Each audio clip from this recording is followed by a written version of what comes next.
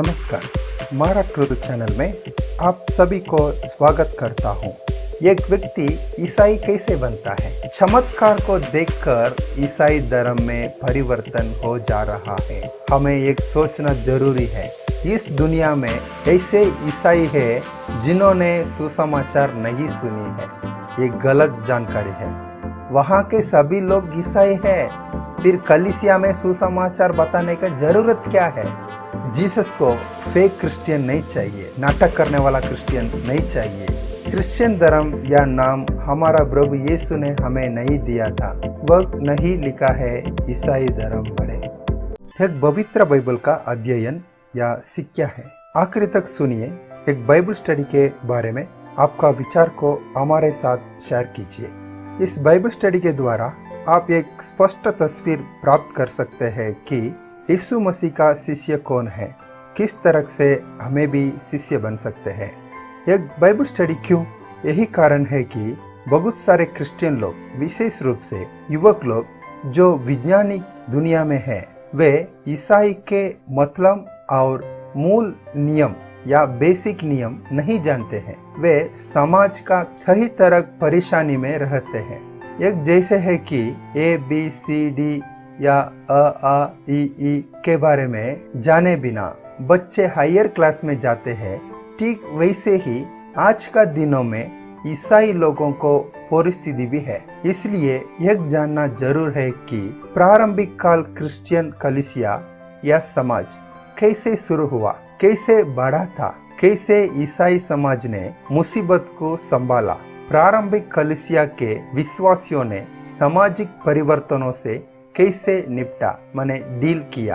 क्या वे इस 20वीं सेंचुरी में संभव है या कोई संभव होने का तरीका है? आइए एक स्पष्ट रूप से देखेंगे।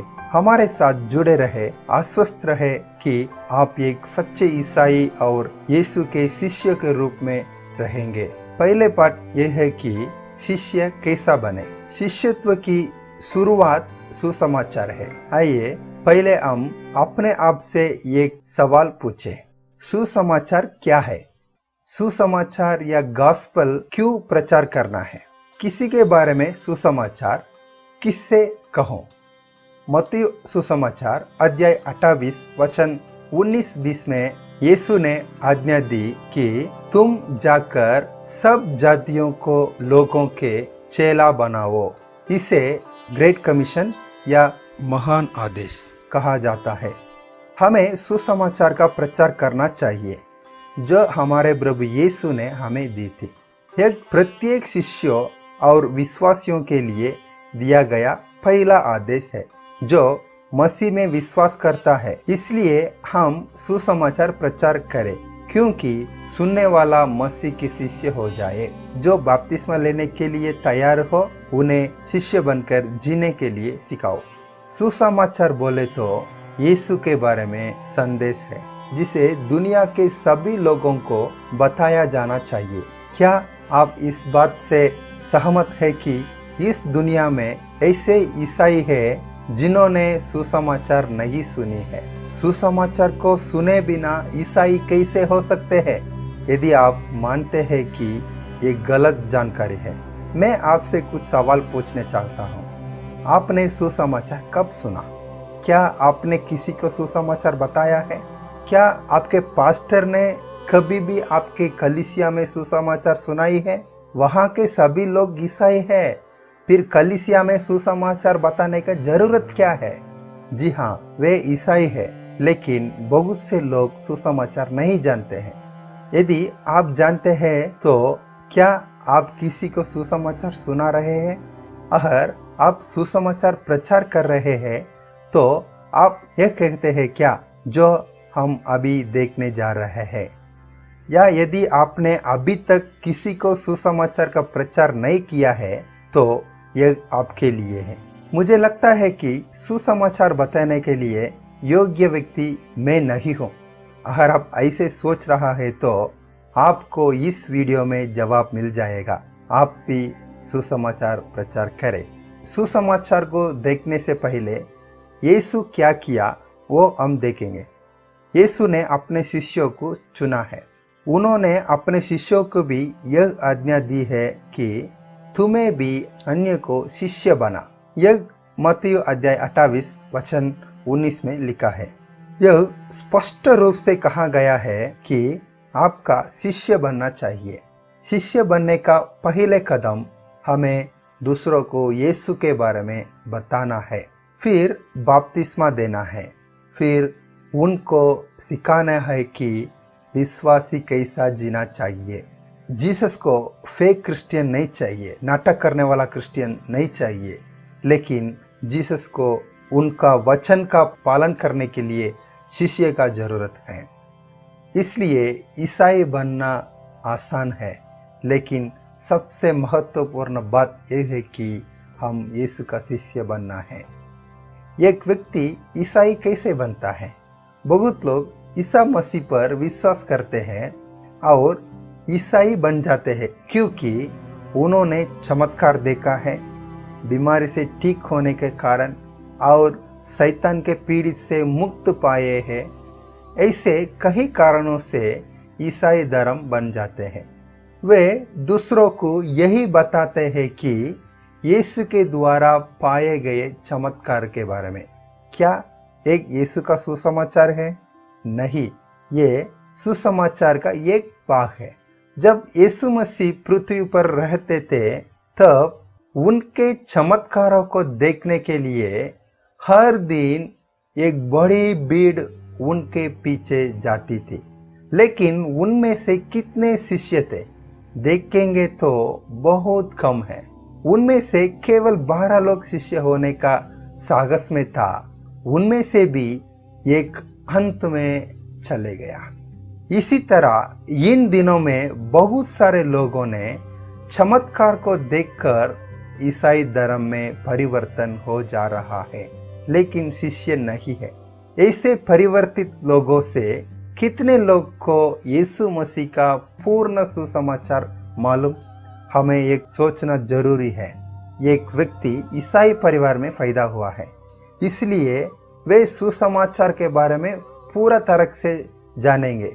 यह भी सच नहीं है। अगर माता पिता को सुसमाचार जानते हैं तो बच्चों को भी पता चलेगा।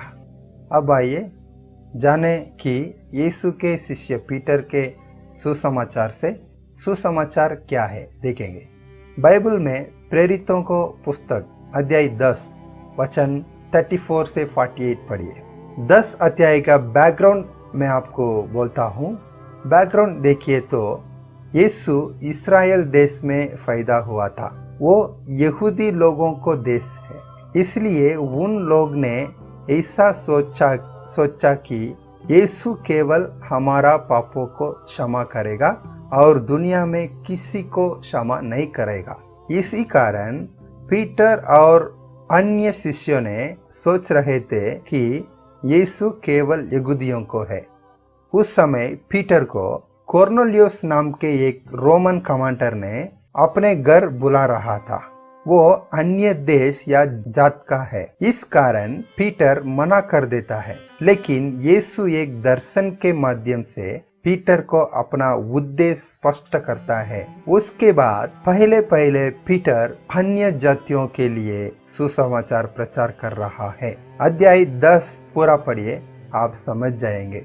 ठीक है, अब चले सुसमाचार पर चलेंगे। पतरस ने कहा, परमेश्वर ने यीशु को इस्राएलियों के पास भेजा। परमेश्वर किसी का पक्ष नहीं करता, वरन हर जाति में जो उससे डरता और धार्मिक काम करता है वह उसे पाता है। यीशु ने अच्छा काम किया और सभी को चंगा किया, शैतान की बंधनों में फंसे हुए लोगों को छुड़ाया। यहूदी लोगों ने जीसस को सूली पर चढ़ा दिया, लेकिन परमेश्वर ने जीसस को जीवित कर दिया। पुनर्जीवित यीशु ने हमें दर्शन दिए और हमने उसे जीवित देखा। उसने हमें आज्ञा दी कि पृथ्वी पर रहने वाला सभी लोगों को सुसमाचार प्रचार करे। यीशु पर विश्वास करने वाला सभी लोग को उसके नाम से पापों की क्षमा प्राप्त करते हैं। इन सभी की भविष्यवाणी भविष्यवक्ता के द्वारा पहले से कह चुके हैं। यीशु दुनिया के सभी लोगों का न्यायी है। वह जीवित और मृत्यु लोगों का न्याय करेगा, जज के रूप में वापस आएगा। यह दुनिया के लिए यीशु के शिष्य पीटर की सुसमाचार का सारांश है। सभी को यीशु के बारे में सुसमाचार बताइए।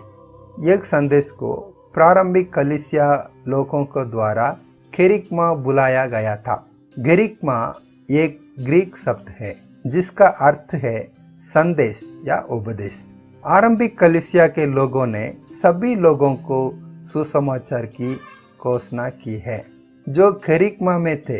इस महत्वपूर्ण सुसमाचार को कोई बदलाव न करे। यदि आप कोई बदलाव करते हैं तो वह गलत सुसमाचार है। पवित्र आत्मा उन लोगों पर उतरा जिन्होंने इस सुसमाचार को माना और स्वीकार किया, और जो लोग स्वीकार किया है उन्हें बपतिस्मा दिया गया। 10 अध्याय पूरा पढ़िए, आपको ये समझ जाएगा। हमारे लोगों को समझने के लिए सुसमाचार के इस सारांश को ऐसे बोल सकता है, यीशु हमारे तरह मनुष्य के रूप में दुनिया में पैदा हुए थे। यीशु सभी से प्यार करते हैं। ईश्वर किसी के द्वेष नहीं करता जो उसके पास आता है। यीशु ने अनेक अच्छा काम किया। बीमार लोगों को चंगा किया, उन सभी को चंगा किया जो शैतान की बंधन में फंस गए थे, और मुर्दों को जिंदा किया। यीशु को सूली पर चढ़ाया गया और उन लोगों की भीड़ ने मार दिया जो सच्चाई नहीं चाहते थे। लेकिन परमेश्वर ने तीसरे दिन यीशु को मृतकों में से उठाया। जी उठे हुए यीशु अपने शिष्यों को दर्शन दिए थे और उनके शिष्य उनके जीवित होने के साक्षी थे। यीशु ने अपने चेलों को आज्ञा दी कि सभी लोगों को सुसमाचार सुनाइए, क्योंकि हर कोई जो यीशु पर विश्वास करता है वो यीशु के नाम पर पापों की क्षमा प्राप्त करता है। यीशु दुनिया के सभी लोगों का न्यायी है। वह जीवित और मृत लोगों का न्याय करेगा, जज के रूप में वापस आएगा। इन सभी वचन यीशु में पूरा हो गया था जो पहले से भविष्यवाणी की गई थी। हम इसके किसी भी भाग को अनदेखा नहीं कर सकते। यीशु संसार में आए, जिए, मरे, मृतकों में से जी उठा और पृथ्वी पर न्याय करने के लिए आएगा। यह सब सच है। आपके लिए कुछ भविष्यवाणी का परिणाम वचन यह है। यशाया 9 अध्याय चैप्टर 29, चैप्टर 35, चैप्टर 53, मीका 5 चैप्टर, दानियल चैप्टर 9। इस महत्वपूर्ण सुसमाचार में कोई बदलाव ना करें। यदि आप कोई बदलाव करते हैं तो वह गलत सुसमाचार है। मुझे लगता है कि इस छोटा सा संदेश को बताना किसी के लिए भी मुश्किल नहीं होगा। इस पूर्ण सरल सुसमाचार के बारे में सभी को बताइए। एक सुसमाचार है जो कोई भी इस पर विश्वास करता है और यीशु के उद्धार में विश्वास करता है, वह कलीसिया में शामिल हो सकता है और पूरे बाइबल के बारे में सीख सकता है। सबसे पहले हम हर किसी को सुसमाचार को बताएं और उनके लिए प्रार्थना करें। यह हर किसी की निजी पसंद है कि सुसमाचार को स्वीकार करे या ना करे। हम किसी को यीशु के स्वीकार करने के लिए मजबूर नहीं करते हैं, हम उसके लिए प्रार्थना करते हैं। क्यों? प्रेरित के पुस्तक 13 और 48 के अनुसार जिन्हें अनंतकालिक जीवन के लिए नियुक्त किया गया है वे विश्वास करेगा। प्रेरितों का काम 11:24, 11:26 पढ़िए।